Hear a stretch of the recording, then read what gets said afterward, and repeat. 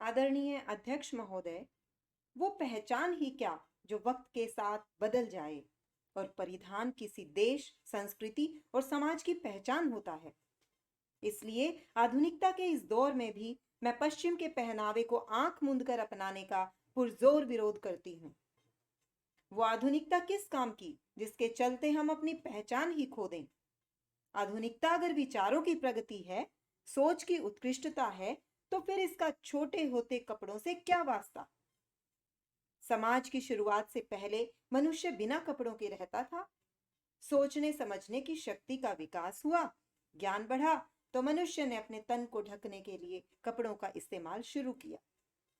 मुझे समझ नहीं आता, ये कैसा विचारों का विकास है, ये कैसी आधुनिकता है जो सभ्य बन चुके मनुष्य को वापस नंगा करने पर तुली हुई है।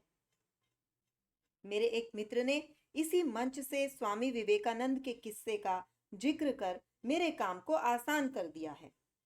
जब स्वामी विवेकानंद धोती कुर्ते में होते हुए अपने विचारों से अमेरिका के राष्ट्रपति को प्रभावित कर सकते हैं, तो फिर क्या जरूरत है अपनी वेशभूषा छोड़कर टाई कोट पहनने की? अगर किसी को ये लगता हो कि भारतीय परिधान में रहकर महिलाएं सार्वजनिक जीवन में बुलंदियों को नहीं छू सकती, तो जरा कान खोलकर सुन लीजिए कि इस देश की राजनीति में दशकों तक सबसे ताकतवर महिला रही जन्म से विदेशी होने के बावजूद हमेशा भारतीय परिधान में नजर आती हैं। और ये कोई अपवाद भी नहीं है, क्योंकि भारत की राष्ट्रपति रही प्रतिभा पाटिल, संसद की अध्यक्ष रही मीरा कुमार और देश की मुख्यमंत्री रही शीला दीक्षित समेत ऐसी हजारों लाखों मिसाल मौजूद हैं जिन्होंने विचारों से आधुनिकता की रेस जीती, लेकिन पश्चिम का पहनावा नहीं अपनाया। महोदय, हमारे देश में महिलाओं को देवी का दर्जा प्राप्त है। जरा सोचिए, अगर यहाँ महिलाएं फैशन की होड़ में शरीर उघाड़ू कपड़े पहनने लगी, तो उनको मिलने वाला सम्मान क्या बरकरार रह पाएगा?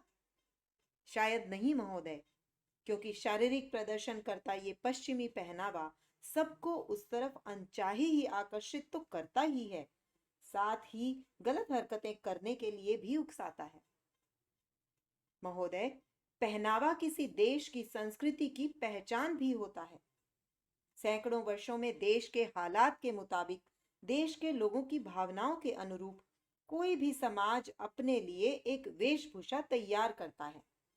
हमें कोई हक नहीं बनता पश्चिम की नकल कर अपने पूर्वजों द्वारा हजारों वर्षों से संजोई गई संस्कृति की इस पहचान को मिटाने का। अंग्रेज भारत में 200 वर्षों तक रहे। उन्होंने इस देश की संस्कृति को समझा, जाना और प्रभावित भी हुए, लेकिन उन्होंने प्रभाव में आकर अपना पहनावा नहीं बदला। तो फिर क्या हमें अपने इतिहास और संस्कृति से गद्दारी करना शोभा देता है? इसलिए आज ठान लीजिए, हम एक दिन पश्चिमी देशों से ज्यादा उन्नत बनेंगे, मगर उनकी अंधाधुंध नकल करके नहीं, बल्कि खुद की पहचान के साथ अपना नया रास्ता खुद तलाशेंगे। कह दो इन आंधियों से कि अपनी औकात में रहें, हम वो पत्ते नहीं जो शाख से गिर जाएं। धन्यवाद।